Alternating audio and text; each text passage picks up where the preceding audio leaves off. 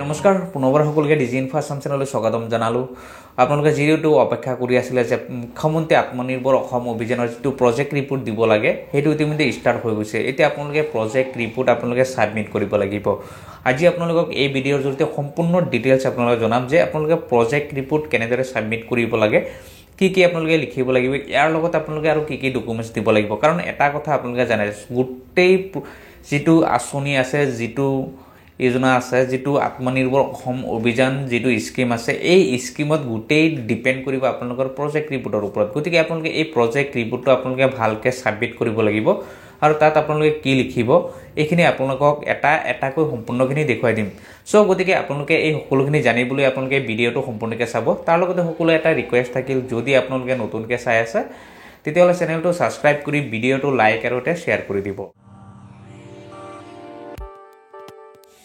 এতিয়া প্ৰথমতে চাওক, যিটো আত্মনিৰ্ভৰ অসম অভিযান আছে, আপোনালোকে যেতিয়া ছাইডত আহিব, ছাইডত অহাৰ পিছত আপোনালোকে ইয়াতে দেখা পাব যে আপোনালোকৰ যিটো আত্মনিৰ্ভৰ অসম অভিযান আছে, অভিযানৰ তলত চাওক অলৰেডি লিখা আছে যে প্ৰজেক্ট টেম্পল ফৰ ডিফাৰেঞ্চ কেটেগৰীত। আপোনালোকে এইটো চাব লাগিব। আপোনালোকে ইয়াৰ পৰা প্ৰজেক্ট ৰিপৰ্ট আপোনালোকে ডাউনলোড কৰিব পাৰিব।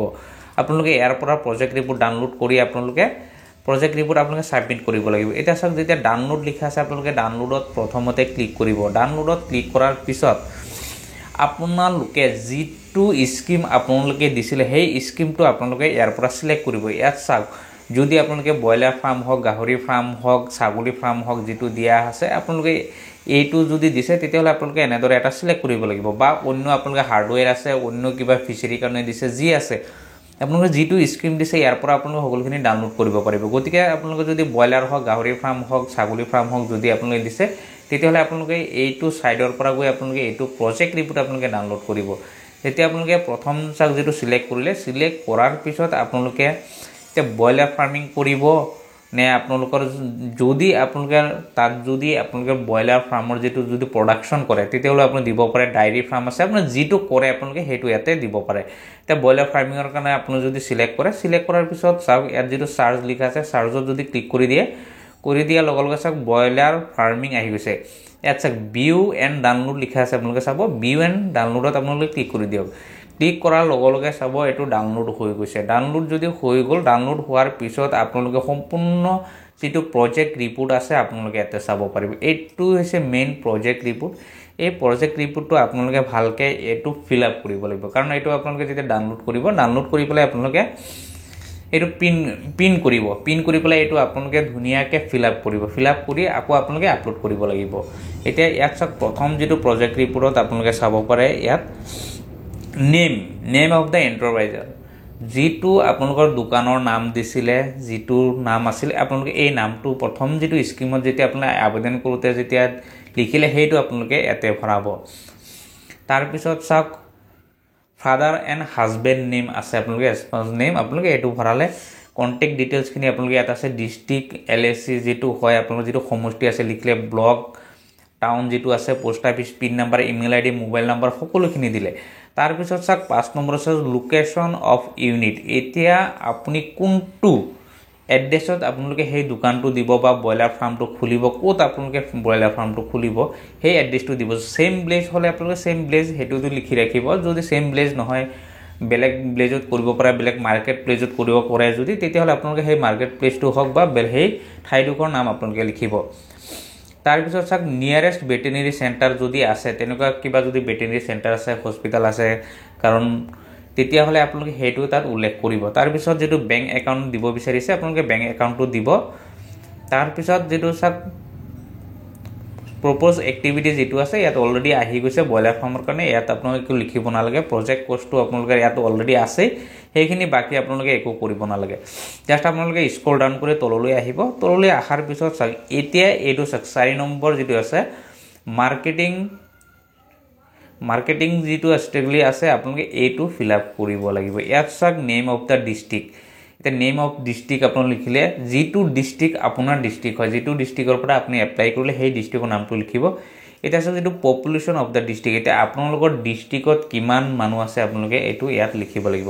এতিয়া চাওক এটা কথা হৈছে কি, চাওক যদি আপোনালোকৰ ডিষ্ট্ৰিক্টত কিমান মানুহ আছে আপোনালোকে নাজানে সেইটো আপোনালোকে গুগলত গৈ আপোনালোকে পপুলেশ্যন অফ ডিষ্ট্ৰিক্ট যদি আপোনালোকে সাৰ্চ কৰে তেতিয়াহ'লে আপোনাৰ গুগলত সেইটো আপোনালোকে পাই যাব তাৰ পৰা আপোনালোকে সেইটো লিখি দিব তাৰ নেক্সট হৈছে কি পপুলেশ্যন কনজামিং নন ভেজিটেৰিয়ান আছে যেটো কিছুমান মানুহে কিমান মানুহে ইয়াত মাংস খায় বা যেটো নন ভেজিটেৰিয়ান আছে আপোনালোকে সেইটো উল্লেখ কৰিব লাগিব ইয়াৰ কাৰণ কিছুমান কি হয় 50% বা 80% 70% মানুহ অলৰেডি নন ভেজিটেবল হয় আপোনালোকে সেইটো ইয়াত উল্লেখ কৰি দিব তাৰ পিছত চাওক যেটো monthly demand boiler meat in the district এতিয়া চাওক আপোনালোকৰ ডিস্ট্ৰিক্টত কিমান কেজি হ'ব এটা আইডিয়া আপোনালোকে কৰিব কাৰণ যদি আপোনালোকৰ 50,000 মানুহ আছে ইয়াৰ পৰা যদি 30,000 মানুহে যদি আপোনালোকৰ যদি নন ভেজিটেৰিয়ান হয় তেতিয়াহ'লে তাত আপোনালোকে এটা হিচাপ এটা কৰি পেলাই 100 কেজি বা 200 কেজি 500 কেজি কিমান লাগে সেইটো আপোনালোকে লিখিব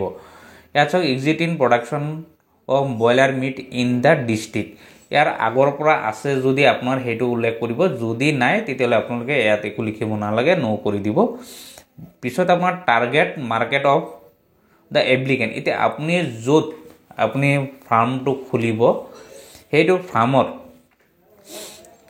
ফাৰ্মত আপোনালোকৰ যেটো ডিস্ট্ৰিক্ট আছে সেইটো ডিস্ট্ৰিক্টত কিমান কেজি আপোনালোকৰ তাৰ বয়লাৰ মাংসই হওক বা যদি আপোনালোকে অন্য কিবা ছাগলী ফাৰ্মে আছে বা সেইখিনি কিমান টাৰ্গেট আপোনালোকে ল'ব পাৰে বা কিমান টাৰ্গেট তাত হয় যে কিমান কেজি আপোনালোকে তাত বেচিব পাৰে সেইটো আপোনালোকে ইয়াত উল্লেখ কৰিব লাগিব বা আপোনাৰ যদি আপোনাৰ যেটো বয়লাৰ ফাৰ্ম আছে বা ছাগলী ফাৰ্ম আছে সেইটো বা আপোনাৰ ডিস্ট্ৰিক্টৰ বাহিৰত কিমান কেজি আপোনালোকে দিব পাৰিব সেইটো আপোনালোকে উল্লেখ কৰিব যদি ডিস্ট্ৰিক্টৰ বাহিৰত নপঠায় তেতিয়া যদি নিজৰ ডিস্ট্ৰিক্টতে থাকে তেতিয়াহ'লে আপোনালোকে সেইটো ইয়াত নীল ৰাখি থৈ দিব তাৰ পিছত সব name of the major market restaurant claim chain for sale of boiler meat ঠিক আছে যেটো বয়লাৰ মাংস আপোনালোকে বেচিব আপুনি য'ত বয়লাৰ ফাৰ্মটো খুলিছে তাৰ ওচৰত যেটো মেইন মাৰ্কেট হয় আপোনালোকৰ মাৰ্কেটৰ প্লেসটো আপোনালোকে লিখিব লাগিব বা তাত যদি কিবা ৰেষ্টুৰেণ্ট আছে ডাঙৰ হোটেল আছে আপোনালোকে সেইটো তাত উল্লেখ কৰিব পাৰে সেইটো আপোনালোকে ইয়াতে উল্লেখ কৰি দিব তাৰ নেক্সট আপোনালোকে স্ক্ৰল ডাউন কৰি তললৈ আহি থাকিব